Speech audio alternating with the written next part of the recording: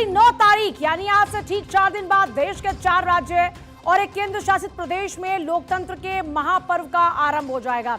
असम से केरलम और पुडुचेरी तक 9 अप्रैल को चुनाव का त्योहार मनाएंगे और फिर 23-29 तारीख को पश्चिम बंगाल में मतदान होगा। जाहिर है चुनाव का ये त्योहार आने के साथ ही नेताओं के कैलेंडर पूरी तरह से व्यस्त हो जाते हैं और फिर हफ्ते के दिनों में छुट्टी और संडे जैसी चीजों का कोई मोल नहीं रहता। तो अब मिशन इलेक्शन के तहत सियासत के सुपर संडे पर नेतागिरी के धुरंधर कहां पहुंचे, इसी पर एक नजर डालते हैं।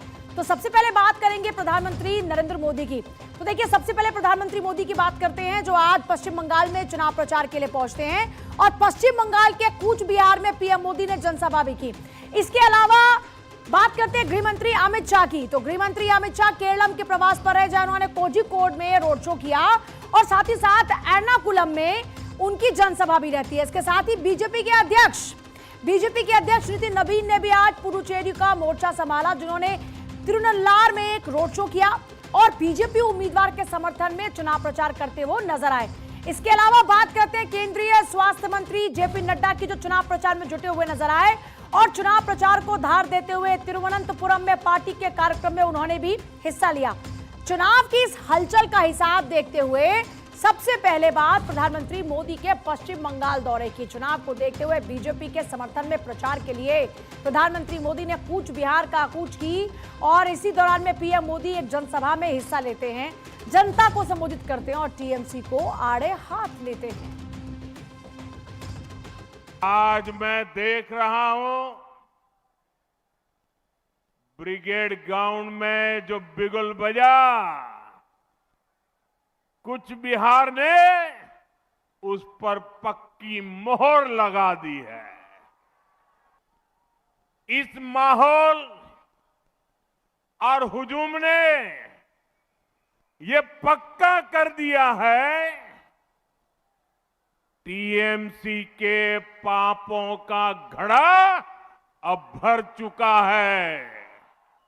पूरे बंगाल में इस समय एक ही आवाज गूंज रही है, पलटानो दोरकार, पलटानो दोरकार, पलटानो दोरकार।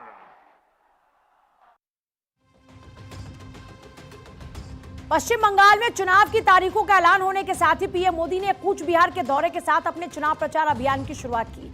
इसके अलावा पीएम मोदी का यह पश्चिम बंगाल दौरा कई मायनों में खास रहा। क्यों, समझिए।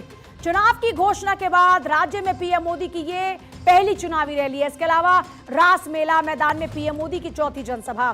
पीएम मोदी ने 2019 में, 2024 के लोकसभा चुनाव में और 2021 के विधानसभा चुनाव के दौरान भी इसी मैदान पर रैली को संबोधित किया था। कूच बिहार में 23 अप्रैल को पहले फेज में चुनाव होंगे और यहां पर 20,14,000 से ज्यादा वैध मतदाता हैं। इस बीच पीएम मोदी ने आज जब बीजेपी उम्मीदवार के समर्थन में जनसभा को संबोधित किया तो उनके निशाने पर कांग्रेस नहीं बल्कि टीएमसी भी रही। साथ ही पीएम मोदी ने अपने संबोधन के दौरान घुसपैठियों का भी मुद्दा उठाया।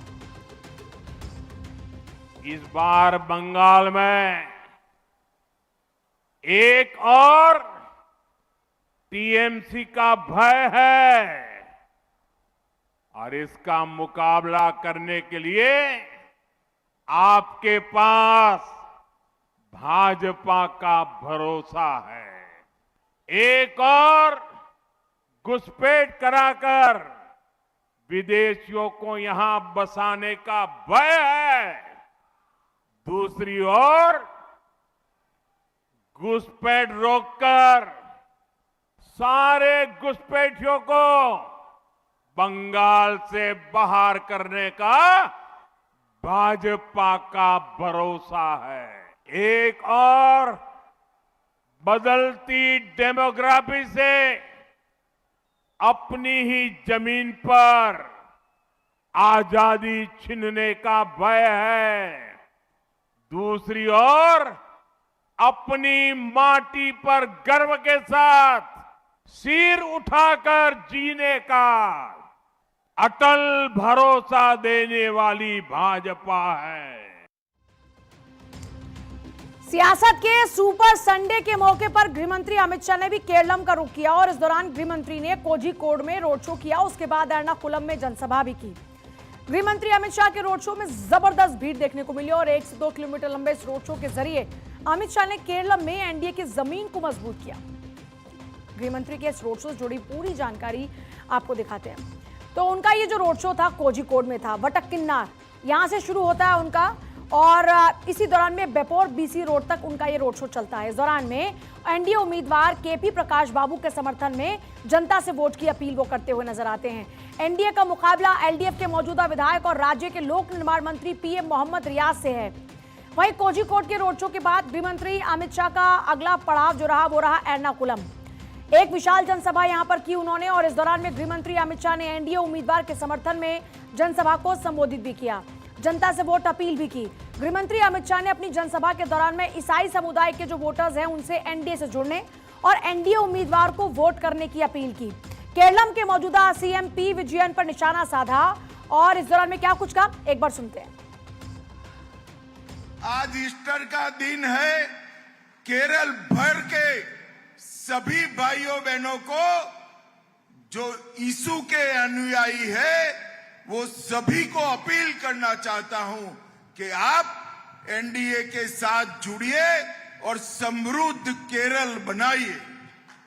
भाइयों बहनों, बीजेपी की नीति बड़ी स्पष्ट है, justice to all, appeasement to none, और हम इसी के तहत देश भर में काम कर रहे हैं।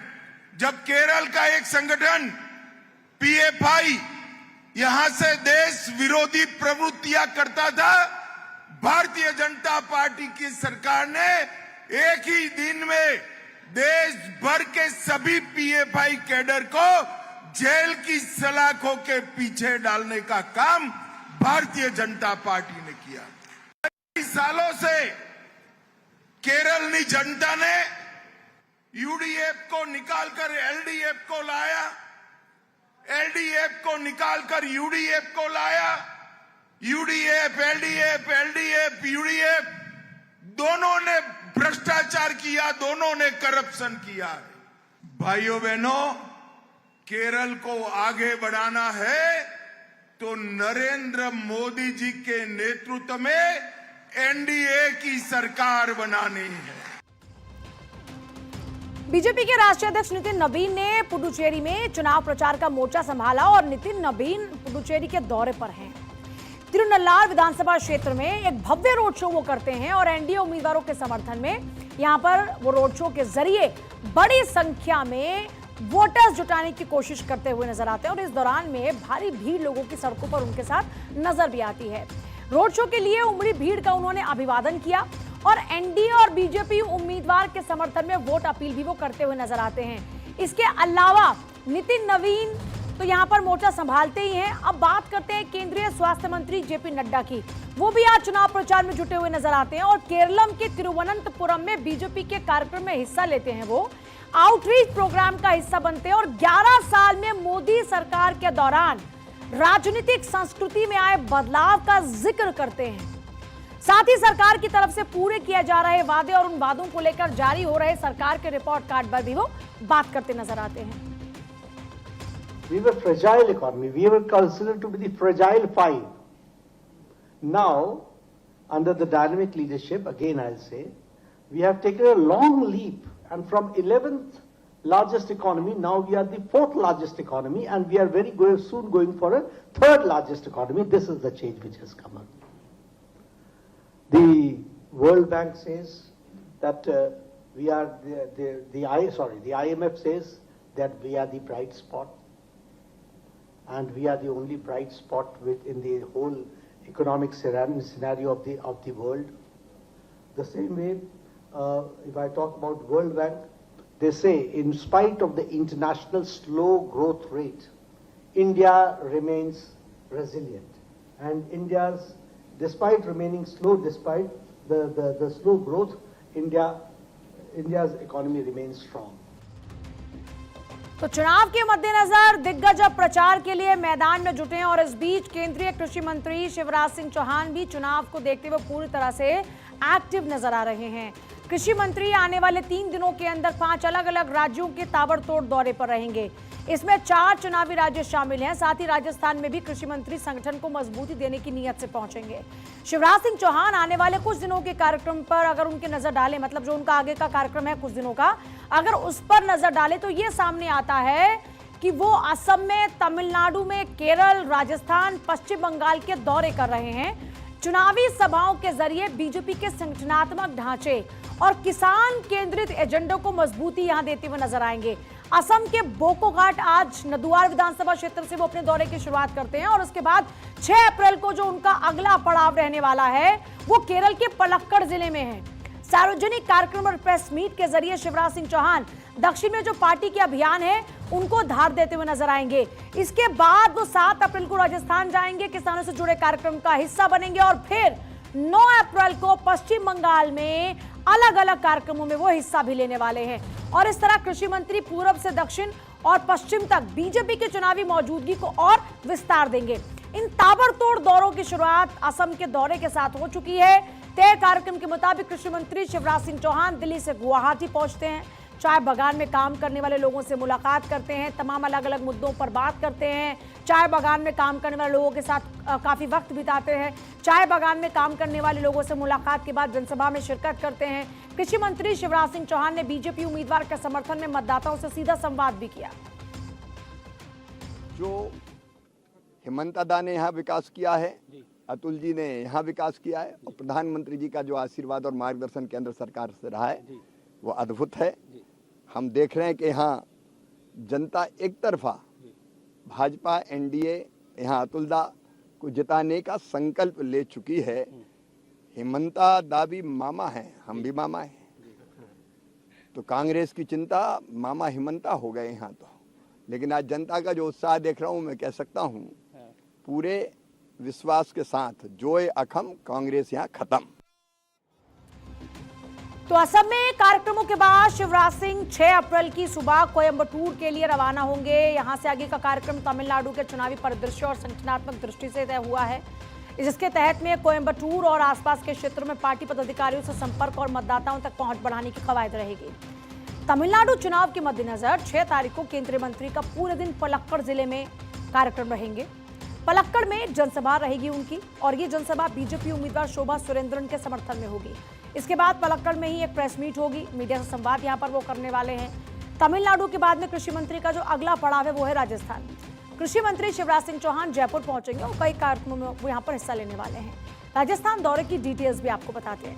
7 अप्रैल को जयपुर में पश्चिमी क्षेत्र के पहले जोनल कृषि सम्मेलन की अध्यक्षता वो करेंगे।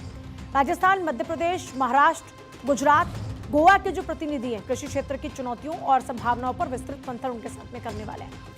सम्मेलन में राजस्थान के मुख्यमंत्री भजनलाल शर्मा समेत कई और भी मंत्री मौजूद रहेंगे, अधिकारी भी शामिल रहेंगे। आत्मनिर्भर दलहन मिशन, राष्ट्रीय खाद्य तेल मिशन, प्राकृतिक खेती मिशन, डिजिटल एग्रीकल्चर मिशन, इन सब पर चर्चा होगी। स्थानीय जमीनी अनुभवों के आधार पर जो आने वाले साल हैं, इस मौके पर मंथन करके एक रोड मैप तैयार किया जाएगा। कार्यक्रम का मकसद पश्चिम भारत में किसानों की जो इनकम है उसमें कैसे बढ़त लाई जाए, तकनीक और नवाचार आधारित खेती और मूल्य श्रृंखला के सुदृढ़ीकरण को कैसे और मजबूत किया जा सके, इस पर फोकस रहेगा। इसके बाद शिवराज सिंह चौहान 9 तारीख को पश्चिम बंगाल के दौरे पर रहेंगे। चुनावी राज्य है पश्चिम बंगाल। इस दौरान में विधानसभा चुनाव के मद्देनजर उनके इस दौरे को काफी अहम माना जा रहा है। कई इलाकों में उनकी सभाएं होंगी, संपर्क कार्यक्रम उनके रहने वाले हैं और इस तरीके से ये उनका पूरा कार्यक्रम रहने वाला है। अब बिहार की सियासत में एक अहम और सकारात्मक मोड़ आने जा रहा है, क्योंकि बिहार के सीएम नीतीश कुमार 10 अप्रैल को राज्यसभा सदस्य के रूप में शपथ लेंगे। इस सिलसिले में बीजेपी के प्रदेश अध्यक्ष संजय सरावगी ने जानकारी साझा की, जिन्होंने बताया कि शपथ ग्रहण के बाद एनडीए का केंद्रीय नेतृत्व और खुद नीतीश कुमार मिलकर आगे की जो स्ट्रैटेजी है वो तय करेंगे। इस पूरे घटनाक्रम के बाद बिहार में नई सरकार के गठन और नए मुख्यमंत्री के नाम को लेकर चल रही चर्चाओं को जल्द ही विराम मिलने की उम्मीद है।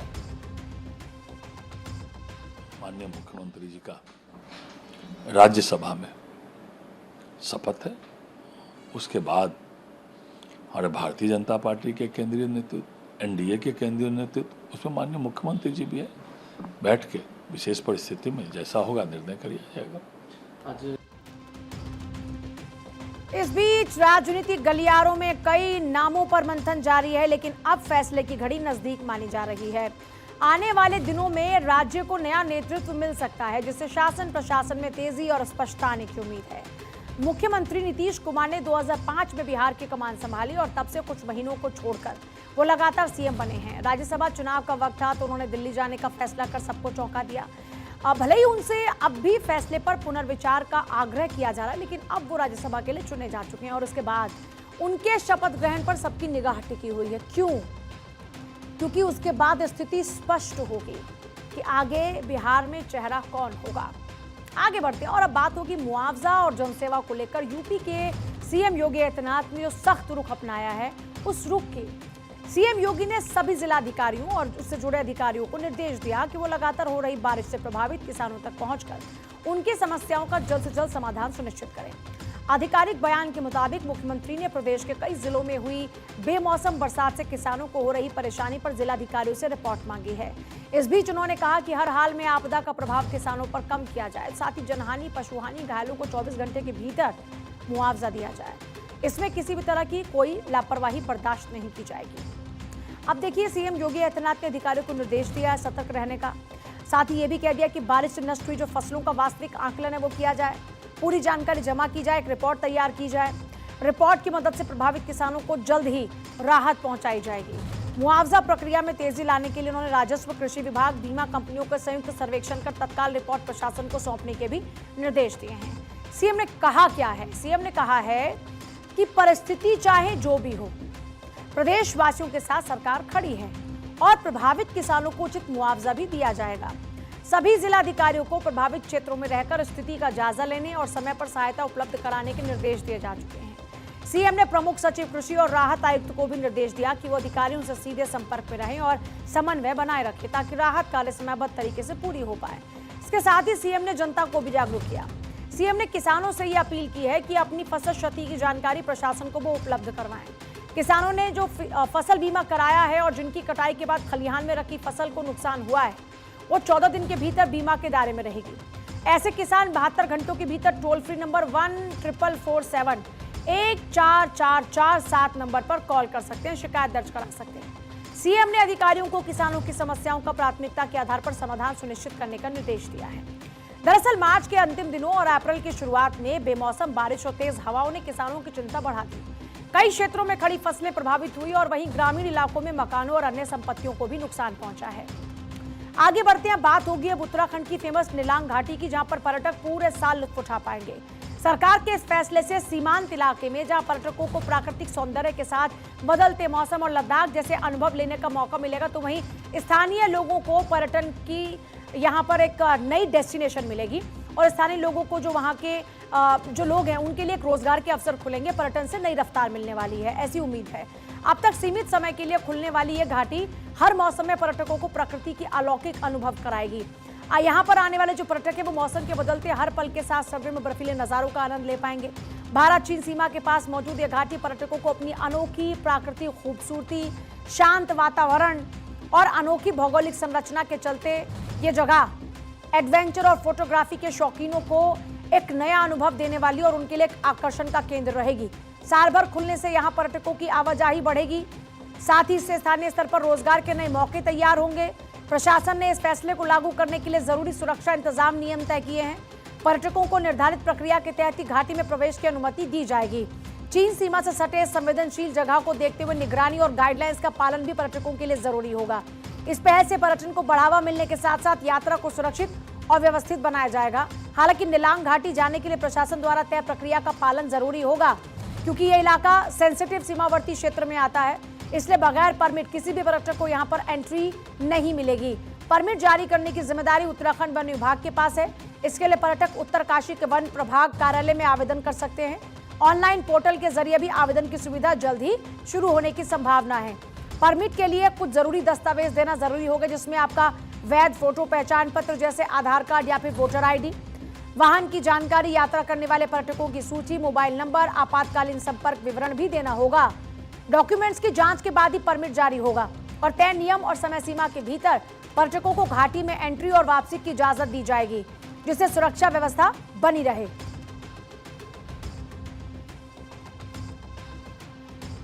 छोटा सा ब्रेक ले रहे हैं, आगे भी खबरों का सिलसिला जारी, आप देखते रहिए भारत 24।